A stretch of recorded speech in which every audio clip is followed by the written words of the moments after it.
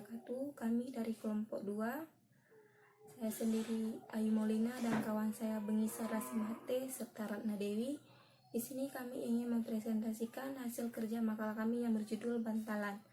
Bantalan merupakan salah satu bagian dari elemen mesin yang memegang peranan cukup penting karena fungsi dari bantalan yaitu untuk menempuh sebuah poros agar poros dapat berputar tanpa mengalami gesekan yang berlebihan. Klasifikasi bantalan. 1. Berdasarkan arah beban terhadap poros. 1. Yaitu bantalan radial atau beban putar, yaitu bantalan yang arah beban yang tumpukannya adalah tegak lurus pada sumbu poros. Yang kedua, bantalan aksial atau beban tekan, yaitu bantalan yang arah bebannya sejajar dengan sumbu poros. Yang kedua, klasifikasi bantalan berdasarkan gerakan bantalan terhadap poros. Yang pertama, bantalan luncur. Yang kedua, bantalan gerinding. Bantalan luncur adalah bantalan yang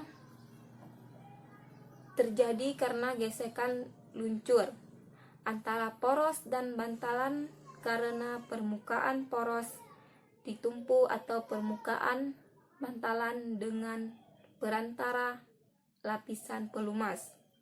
Kemudian klasifikasi bantalan luncur menurut bentuk dan letak bagian poros yang ditumpu.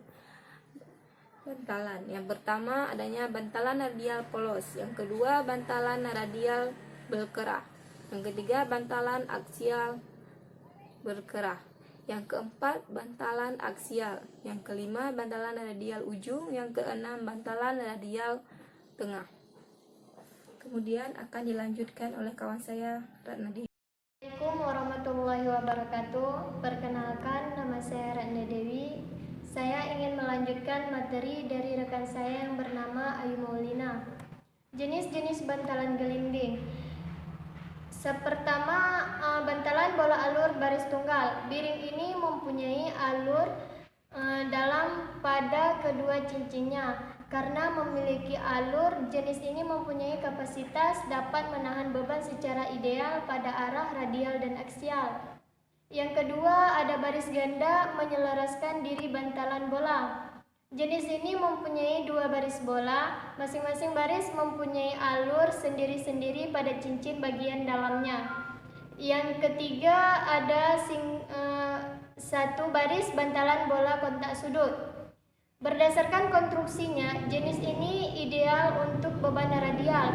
Biring ini biasanya dipasangkan dengan biring lain, baik itu dipasang secara paralel maupun bertolak belakang.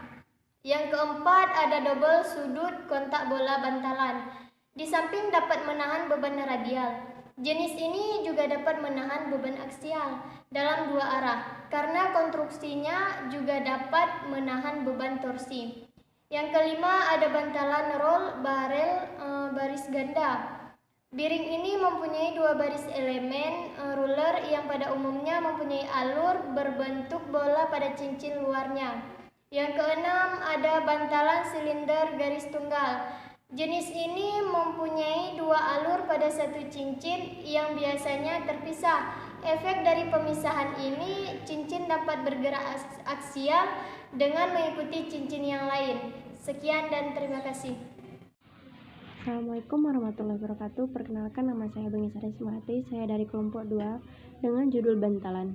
Sebagaimana rekan saya Ayu Maulina dan Ratna Dewi yang sudah menjelaskan apa itu bantalan. Bantalan merupakan salah satu bagian dari elemen mesin yang memegang peranan cukup penting karena fungsi dari bantalan yaitu untuk menumpu sebuah poros agar poros dapat berputar tanpa mengalami gesekan yang berlebihan. Di sini saya akan melanjutkan yaitu keuntungan bantalan gelinding.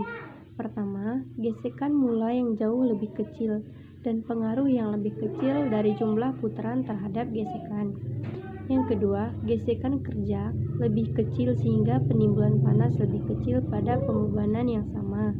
Yang ketiga, penurunan waktu pemasukan dan pengaruh dari bahan poros. Yang keempat, pelumasan terus-menerus yang sederhana dan hampir bebas pemeliharaan serta jumlah bahan pelumas yang jauh lebih sedikit. Yang kelima, ketelitian atau presisi pembebanan yang diizinkan dan perhitungan dari umur kerja berhubungan dengan pembuatan yang bermutu tinggi dalam pabrik khusus sehingga memberikan keuntungan dalam penggunaan suku cadang. Yang keenam, kemampuan menahan bebas kejut sesaat. Ketujuh, kebersihan. Adapun di sini kekurangan bantalan gelinding. Yang pertama, lebih berisik pada kecepatan yang sangat tinggi. Yang kedua, ketahanan rendah loading. Yang ketiga, biaya awal lebih tinggi. Yang keempat, desain yang lebih rumit. Adapun di sini penyebab kerusakan pada bearing. Yang pertama, kesalahan bahan. Yang kedua, penggunaan bearing melewati batas waktu penggunaannya. Yang ketiga, pemilihan jenis bearing dan pelumasannya yang tidak sesuai dengan buku petunjuk dan keadaan lapangan atau real. Yang keempat, pemasangan bearing pada poros yang tidak hati-hati dan tidak sesuai standar yang ditentukan. Yang kelima, terjadi di mana kedudukan poros pompa dan penggerakannya tidak lurus. Yang keenam, karena terjadi tidak imbang. Yang ketujuh, bearing kurang minyak pelumasnya. Sekian dari saya. Apabila ada kekurangan, saya mohon maaf. Wabillahi taufiq wal hidayah. Assalamualaikum warahmatullahi wabarakatuh.